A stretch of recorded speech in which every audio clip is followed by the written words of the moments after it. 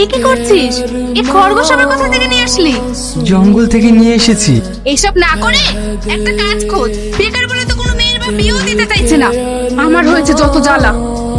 মা, আমি এই সংসারে সবচেয়ে বড় বোঝা বলো। যত সমস্যা সব আমাকে নিয়ে।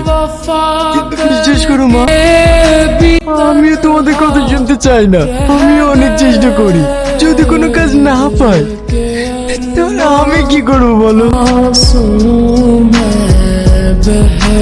চিন্তা করো না, দেখবে একদিন সব ঠিক হয়ে যাবে। কে?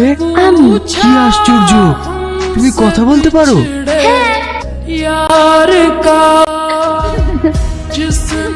তোমার বন্ধু আমাকে বাঁচানোর জন্য তোমাকে অসংখ্য ধন্যবাদ। তাড়াতাড়ি এখান থেকে চলে যাও, মা দেখলে আমাকে খারাপ ভাববে। কিন্তু তুমি ছাড়া আর কেউ দেখতে পাবে না। খরগোশ না, পরি। হ্যাঁ,